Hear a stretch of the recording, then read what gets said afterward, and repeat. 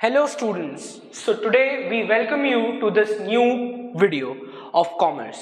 So in our series we have posted one more video before this in which we were talking about markets and marketing, and today we are going to focus upon advertising and brand promotion.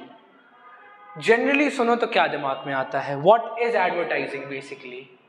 Advertising होता क्या है भैया? प्रचार, ad, जो आप शब्द बोलते हो ad, उसका जो फुल फॉर्म होता है वो निकल के आता है एडवर्टाइजिंग. ठीक है, टीवी पे क्या दिखाया जाता है? एडवर्टाइजिंग. चैनल्स पैसा कैसे कमाते हैं? एडवर्टाइजिंग. यूट्यूब पे काफ़ी सारी इनकम कैसे जनरेट होती है? एडवर्टाइजिंग. बहुत बड़ा मार्केट है एडवर्टाइजिंग का एंड बहुत इंपॉर्टेंट इकोनॉमिकल रोल प्ले कर रहा है एडवर्टाइजिंग पूरी कंट्री में. ठीक है, तो आज हम लोग उसी के बारे में बात करने जा रहे हैं. तो आइए सबसे पहले डेफिनेशन से स्टार्ट करते हैं कि भैया एडवर्टाइजिंग होती क्या है, जैसे हम लोग जनरली बोलते हैं. So advertising is a form of non personal, यानी कि क्या कभी आपने देखा है कि रियलमी के फ़ोन की एडवर्टाइजिंग और सलमान खान आपसे खुद आके बोला पर्सनली कि आप ये रियलमी का फ़ोन ले लीजिए? जी नहीं. होता कहाँ है? टीवी में होता है. तो नॉन पर्सनल यानी कि डायरेक्टली कोई आपसे आके मिलता नहीं है. ठीक है, for form of non personal presentation and promotion of ideas. And promotion मतलब बढ़ावा देना.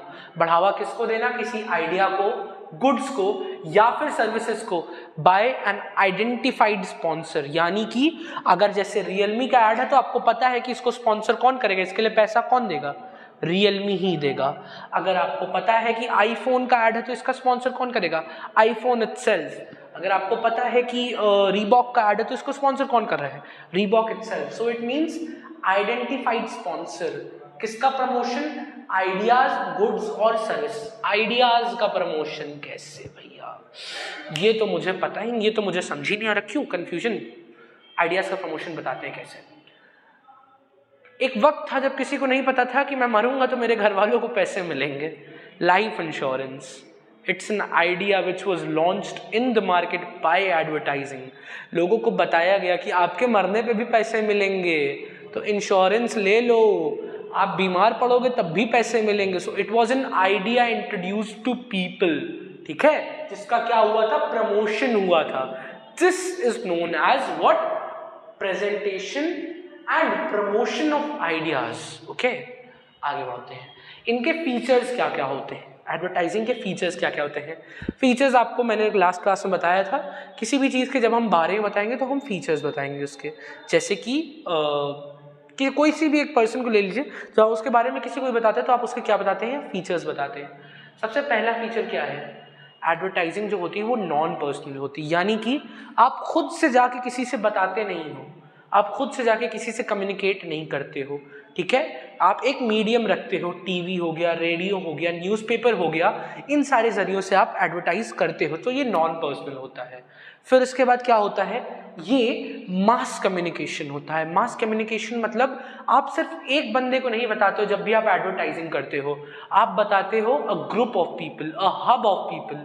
आप चाहे पैम्पलेट लगवा लो कहीं पे, चाहे आप कहीं टीवी पे कोई ऐड देख लो, चाहे आप रेडियो पे कोई भी ऐड सुन लो, तो क्या सिर्फ वो आप पर्सनली सुन लो? जी नहीं, एक मास सुन रहा है. मास मतलब many people are hearing that. Okay, फिर उसके बाद आगे बढ़ते हैं तो हम लोग देखेंगे पेड कम्युनिकेशन होता है. यानी कि इस बातचीत के लिए पैसे दिए जाते हैं.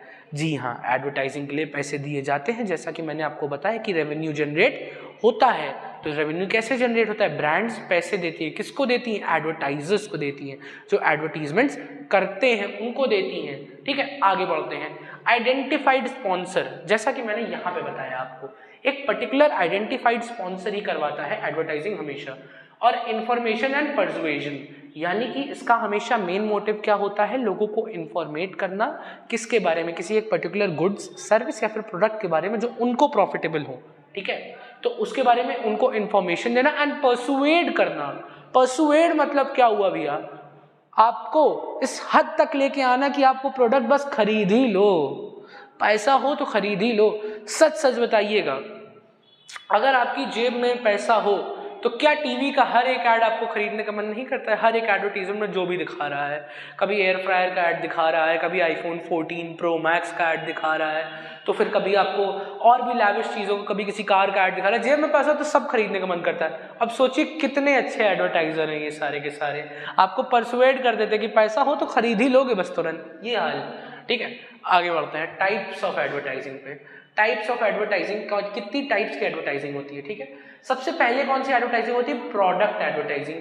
जब किसी एक पर्टिकुलर प्रोडक्ट का ऐड होता है, जैसे कि आईफोन का ऐड, ठीक है, जैसे कि सिलेरियो का ऐड, अ कार, जैसे कि एयर मैक्स का ऐड, ठीक है, Nike air max, that's a form of shoes.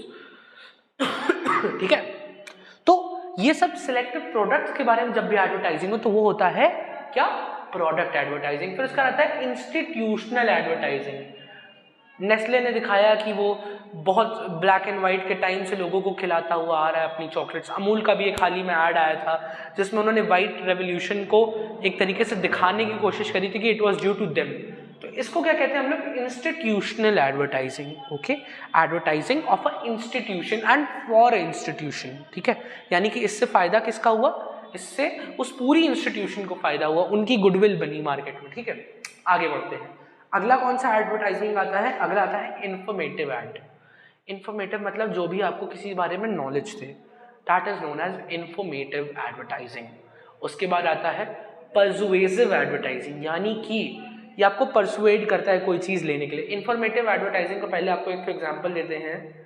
Save petrol, stop on red light, government India के जो भी एक्ट्स आते हैं वो सारे कैसे होते हैं? इंफॉर्मेटिव एड्स होते हैं। ठीक है, फिर उसके बाद परसुएसिव, वही चीज़ आपको परसुएड कर रहा है कोई एक चीज़ लेने के लिए। फिर उसका आता है रिमाइंडर एड, यानी कि कोई ऐसा प्रोडक्ट है जो पहले लॉन्च हो चुका है बट आजकल उसका यूज़ कम होने लगा, तो उनके एड्स ये लोग वापस से डालना शुरू करते हैं, जिससे रिमाइंडर है कि ऐसा भी कुछ था मार्केट में which was used for people and by the people. ठीक है, फिर उसका आता है concept add.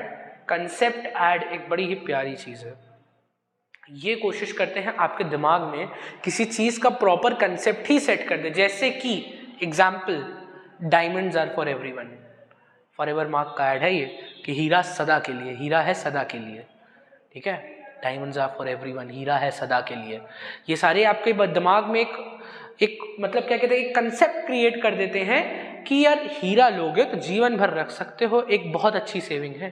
So these are conceptual ads. ठीक है, अब आ जाते हैं ऑब्जेक्टिव्स ऑफ एडवर्टाइजिंग पे, यानी कि एडवर्टाइजिंग मेनली किन किन चीज़ों पे एम करता है। तो सबसे पहले इंट्रो ऑफ न्यू प्रोडक्ट। ठीक है, इंट्रोड्यूस न्यू प्रोडक्ट, यानी कि जब भी कोई नया प्रोडक्ट आता है तो उसके ऐड के लिए Realme Narzo 30 Pro आया, उसका ऐड कल से टीवी पे आने लगा भैया। क्यों? It's an introduction of new product. फिर उसके बाद sustain demand for existing product. अब मान लो Realme Narzo 30 Pro आया, उसका ऐड आने लगा टीवी पे, तो लोगों ने क्या यूज करना बंद कर दिया? Realme Narzo 20। ठीक है, Realme Narzo 20 का यूज उन्होंने बंद कर दिया। We are not sponsored, we are doing no advertising, I would say that first of all. ठीक है, तो अब क्या होगा? Narzo 20 का ऐड चलने लगेगा। क्यों? क्योंकि एग्जिस्टिंग प्रोडक्ट की भी डिमांड क्रिएट की जाए, सस्टेन की जाए। पता चला नए के आने से पुराना कोई ले ही नहीं रहा, तो पुरानी की भी डिमांड को मेंटेन करने के लिए क्या किया जाता है? एडवर्टाइजिंग की जाती है। फिर इसका बिल्ड ब्रांड प्रेफरेंस। नाइक का ऐड देखो, एकदम लैविश सा ऐड होता है। रोल्स रॉयस तो ऐड ही नहीं बनाती, छोड़िए। आप किसी लग्जरियस कार ब्रांड्स के ऐड देख लीजिए, एकदम सिंपल, क्लासी एंड एकदम स्लीक एड्स होते हैं वो, कि मतलब वो एक आपके दिमाग में एक ब्रांड प्रेफरेंस बना है that yes, if I have a wealth I am going to take this, nothing else then this. So ये क्या हो जाता है? ये आपको बनाता है ब्रांड प्रेफरेंस। Eliminate middleman. आपने टीवी में देख लिया कि ये फोन है, इसके अंदर ऐसे ऐसे फीचर्स हैं। अब जब आप किसी से लेने जाओगे तो मिडलमैन आपको फूल नहीं कर सकता है कि आपके उस फोन के नाम पे कोई दूसरा फोन पकड़ा दे। आपको उस फोन के फीचर्स पता, आपको उस फोन के लुक्स पता, आपको उस फोन की डिटेल्स पता, सब कुछ पता है। तो एलिमिनेट मिडलमैन। ठीक है, एजुकेट कंज्यूमर, वही प्रोडक्ट के बारे में एजुकेट करता है कंज्यूमर को। टीवी में ही दिखा देते हो, आप सब कुछ देख लेते हो कि फोन में क्या क्या है, कैसा है, क्यों है। And build goodwill. गुडविल मतलब एक अच्छी इमेज बनाता है एक प्रोडक्ट की भी, ब्रांड की भी। एडवर्टाइजिंग जितनी अच्छी एडवर्टाइजिंग उतना अच्छा एक इमेज बनता है people, inside the mind of people. Okay, so we'd go further. Advantages क्या क्या होते हैं? सबसे पहले मैन्युफैक्चरर को जो भी एडवांटेज होता है, एडवर्टाइजिंग क्या करता है ना कि जो भी आपकी प्रोडक्ट है उसकी काफ़ी अच्छी खासी मार्केट में डिमांड क्रिएट कर देता है, जिससे लोग उसको डिमांड करने लगते हैं। डिमांड किससे करेंगे भैया? मैन्युफैक्चरर से करेंगे, ठीक है। तो इससे उनका प्रोडक्ट सेल होगा, जाहिर सी बात है, जिससे उनका प्रॉफिट बढ़ेगा। कंज्यूमर के लिए क्या? कंज्यूमर के लिए देखिए, जब वही प्रोडक्ट आपको टीवी में दिख जाता है तो आप वहीं से सबसे पहले बहुत सारी चीज़ें समझ लेते हो। क्या ये मेरे बजट के अंदर है? क्या ये मेरी रिक्वायरमेंट फुलफिल कर रहा है? क्या इस पैसे में और भी प्रोडक्ट्स हैं? क्या ये बाकी प्रोडक्ट से सस्ता है?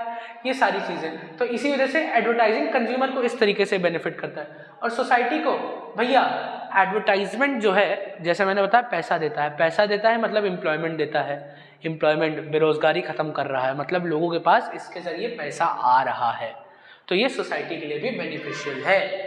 क्रिटिसिज्म देख लीजिए एडवर्टाइजिंग के क्या क्या होते हैं। एक्स्ट्रावेगेंस होता है, यानी कि जैसा मैंने बताया आपको परसुएड कर देता है वो खरीदने के लिए जिसकी आपको ज़रूरत भी नहीं है, या फिर जो आपके बजट से ऊपर है, ठीक है, फीजिबिलिटी से ऊपर है। डिसेप्टिव, काफ़ी बार ऐसा होता है कि दिखाएगा एड्स में कुछ, जैसे होता नहीं है कि न्यूज़पेपर में आप जनरली देखेंगे कि एड्स में दिखाता है कुछ और सामने आता है तो कुछ और, है ना, ऐसा भी होता है। तो काफ़ी बार एडवर्टाइजिंग डिसेप्टिव होती है। उसका हायर प्राइसेस, यानी कि महंगा कर देता है सामान को, क्योंकि एडवर्टाइजिंग में पैसा लगता है, बहुत पैसा लगता है, रेवेन्यू बहुत ज़्यादा लगता है भाई, बहुत ज़्यादा पैसा लगता है। अब एक चीज़ बताओ, जब आप कोई, अगर मैं सामान बना रहा हूँ, मान लीजिए मैं कोई सामान बना के बेच रहा हूँ और फिर उसका ऐड करवा रहा हूँ, तो मैं जेब से पैसा थोड़ा ना दूंगा, मैं तो पैसा आप ही लोगों से लूँगा, जिससे क्या होता है, हायर प्राइसेस हो जाती हैं। उसका क्रिएशन ऑफ मोनोपोली, बड़े बड़े ब्रांड्स ने एडवर्टाइज कर लिया, छोटे ब्रांड्स बेचारे एडवर्टाइज ही नहीं कर पाए। अब जिसने एडवर्टाइज कर लिया वो धीरे धीरे मोनोपोली बनता चला गया। एक चीज़ बताइए ना, मान लीजिए मैं एक फ़ोन डीलर होता और बाकी सारे फ़ोन डीलर्स थे ऑलरेडी मार्केट में, और कोई अभी तक अपना ऐड नहीं बनाया था और मैंने अपना सबसे पहला ऐड बना दिया होता, ठीक है, और फिर मैं खूब ढेर सारे ऐड्स अपने चलाता रहता, तो धीरे धीरे करके मैं मोनोपोली नहीं बन जाता कि नहीं यार इसका ऐड आता है, ये फ़ोन अच्छा है भाई, यही फ़ोन है, क्योंकि और किसी का तो ऐड आता ही नहीं, तो और कोई ब्रांड तो हमको पता ही नहीं क्या लोकल क्या ओरिजिनल। लोकल ओरिजिनल किससे पता करते हो आप लोग? सबसे पहले सही सी बताना, लोकल ओरिजिनल चीज़ सिर्फ और सिर्फ सबसे पहले लोग जज करते हैं from ads. First of all सबसे पहले ऐड से जज करते हैं। कोई ऐसी कंपनी, अब बताइए इन्फिनिक्स का ऐड नहीं आता है टीवी में, क्यों लोग नहीं प्रेफर करते? क्योंकि भाई ऐड नहीं आता है, ठीक है। आगे बढ़ते हैं। वल्गैरिटी, काफ़ी बार हम लोग देखते हैं कि काफ़ी सारे ऐड्स ऐसे होते हैं जिनमें कुछ चीज़ें ऐसी होती हैं जो पीपल के सेंटिमेंट को, जो लोगों के सोशल बिलीव्स को, रिलीजियस बिलीव्स को, और ऐसे बहुत सारी चीज़ों को हर्ट कर देती है। सो हेंस काफ़ी बार एडवर्टाइजिंग जो होती है वो वल्गर भी हो जाती है। This is also criticism. आगे बढ़ते हैं, wastage of resource. Wastage of resource कैसे हो गया? अब तो सारे बिजनेसमैन हमको एकदम परेशान कर देंगे, सर आपने ये कैसे बोल दिया कि वेस्टेज ऑफ रिसोर्स कैसे है? सर एडवर्टाइजिंग क्या बात कर रहे हैं? मैं बताता हूँ यार वेस्टेज ऑफ रिसोर्स कैसे है। भाई एक चीज़ बताइए, आपने लाखों एडवर्टाइजमेंट की, खूब दिखाया सबको, क्या उससे आपके प्रोडक्ट की क्वालिटी में कोई अंतर आया? बताइए, क्या आपने जो एडवर्टाइजिंग में पैसा खर्च किया था उससे आपकी प्रोडक्ट की क्वालिटी में कोई अंतर आया? प्रोडक्ट के लुक्स में, प्रोडक्ट का प्राइस कुछ कम हुआ, कुछ भी फायदा हुआ कंज्यूमर को? कोई भी फायदा हुआ? आपका जवाब आपके पास है। इसीलिए ये वेस्टेज ऑफ रिसोर्स है। अब देखिए, differentiate between publicity and advertising. Publicity क्या होती है? पब्लिसिटी हो जाती है अपने आप, ठीक है। पब्लिसिटी कैसे होती है? अपने आप से पब्लिसिटी हो जाती है। एडवर्टाइजिंग किसी को करवानी पड़ती है, ठीक है।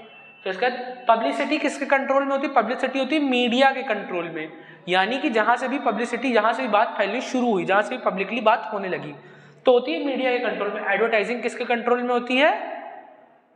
एडवर्टाइजर के, यानी कि जो भी ब्रांड है, जो भी स्पॉन्सर है, उसके कंट्रोल में होती है एडवर्टाइजिंग, कि वो क्या बुलवाना चाह रहा है। पब्लिसिटी में कुछ नहीं, जो बोलना चाहते हो बोलो भाई, वही प्रमोट होगा।